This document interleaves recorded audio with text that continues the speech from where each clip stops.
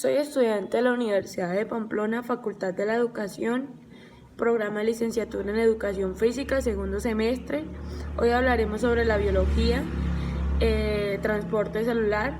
Mi grupo está conformado por Karen Fernanda Duque Gallego, mi persona, y Alejandra Toro Lázaro. El transporte celular es el intercambio de sustancias a través de la membrana plasmática, que es una membrana semipermeable. El transporte es importante para la célula porque permite expulsar de su interior los desechos del metabolismo. En nuestro organismo las sustancias pueden atravesar las membranas, son esenciales para la vida y para la comunicación de las células, ya que estas necesitan expulsar los desechos del metabolismo como también enviar mensajes químicos a otras células adyacentes. Bueno, existen dos maneras en que la célula puede expulsar. Puede expulsar como transportar Existen dos maneras en el que la célula puede transportar moléculas de afuera hacia adentro, que es el primero es el transporte pasivo y el transporte activo. El transporte pasivo es el mecanismo por el cual la sustancia atraviesa la membrana celular a favor de gradientes de concentración. Por lo tanto, no requiere de aporte energético. Y el transporte activo es el tipo de células las cuales atraviesan la membrana plasmática, lo que hacen en contra del gradiente de concentración, y por ello necesitan aporte energético de la ATP. En el transporte pasivo encontramos tres tipos de difusión, que es la difusión simple, la osmosis y la difusión facilitada. La difusión simple es cuando alguna sustancia atraviesa la membrana celular, que es un doble capa lipídica. Por lo tanto, solo pasarán aquellas moléculas que tienen el tamaño pequeño y que sean solubles en lípidos como el oxígeno, el dióxido de carbono, gases de nitrógeno, ácidos, entre otros. Bueno, la osmosis consiste en la difusión del agua hacia el interior y el exterior de las células a través de la membrana con permeabilidad selectiva desde un lugar a baja concentración en soluto hacia una alta concentración de soluto. Y la difusión facilitada es el proceso por el cual ciertas sustancias logran atravesar la membrana gracias a la acción de una proteína transportadora que se encuentra anclada en la membrana celular. Y también encontramos otro tipo de transporte pasivo, que es la presión hidrostática, que es cuando el líquido se mantiene quieto, como se encuentran en los mares, en los ríos, y es la fuerza ejercida por un fluido en cierta unidad. Y la presión osmótica,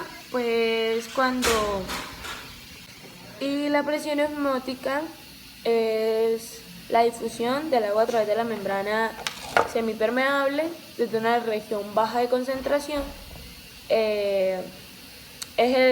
La osmosis es cuando el agua fluye de la solución con la menor concentración de soluto a la solución con la mayor concentración de soluto. Mi nombre es Karen Fernanda Duque Gallego, estudio licenciatura en Educación Física, Recreación y Deportes, segundo semestre de la Universidad de Pamplona. Hoy le venimos a hablar con mi compañera Alejandra Toro Lázaro sobre el transporte celular. Transporte activo. En la célula se requiere constantemente que ciertas moléculas sean llevadas de un lugar donde hay poca concentración a otro donde hay mucha concentración, es decir, contra del gradiente de concentración, y por lo tanto se necesitará una fuente de energía para que este transporte pueda ser llevado a cabo. El tipo de transporte al que nos estamos refiriendo se llama transporte activo. En el caso de la célula, dicha energía es proporcionada por una molécula que se llama adenosín trisfosfato o ATP por sus siglas en inglés. Esta molécula, como su nombre lo dice, está conformada por 3 grupos fosfato unidos a una molécula de adenosina, que resulta del enlace de una molécula de adenina con azúcar llamada ribosa.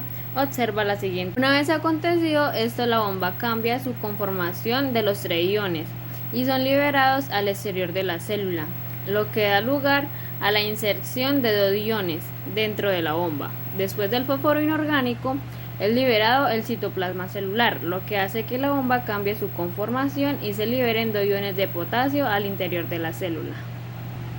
Endocitosis.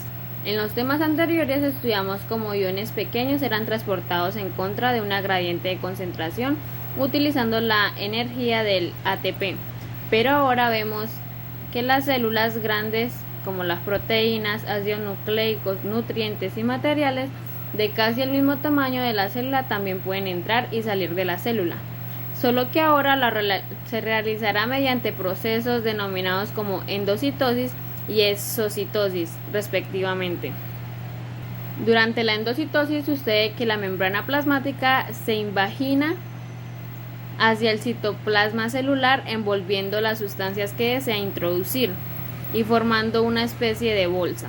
Esta bolsa, durante la endocitosis, sucede que la membrana plasmática se invagina hacia el citoplasma celular envolviendo las sustancias que desea introducir y formando una especie de bolsa. Esta bolsa profundizará tanto que logrará formar una vesícula que posteriormente se cerrará y separará de la membrana celular, migrando con su contenido hacia el interior de la célula. Exocitosis. Las células no solo tienen la necesidad de introducir sustancias tales como los nutrientes, también deben de excretar otras como desechos o productos elaborados. Exocitosis. Las células no solo tienen la necesidad de introducir sustancias tales como los nutrientes, también deben excretar otras como desechos o productos elaborados que les son necesarios fuera de ella. Tal es el caso de las células del intestino, que deben de liberar de manera continua ciertas cantidades de moco.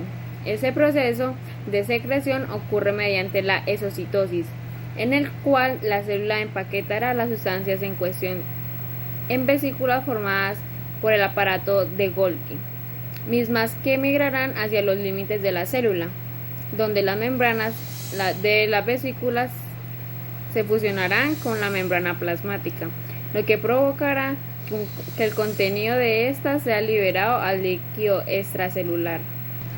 Existen células en las que de manera continua acontece la exocitosis. Lo que la transforma en un proceso constitutivo. Tal es el caso de las células llamadas fibroblastos del tejido conectivo, que se encuentran deliberando colágeno todo el tiempo. Asimismo, existen otro tipo de células en las que la exocitosis se da de manera intermitente, es decir, desencadena gracias a un estímulo.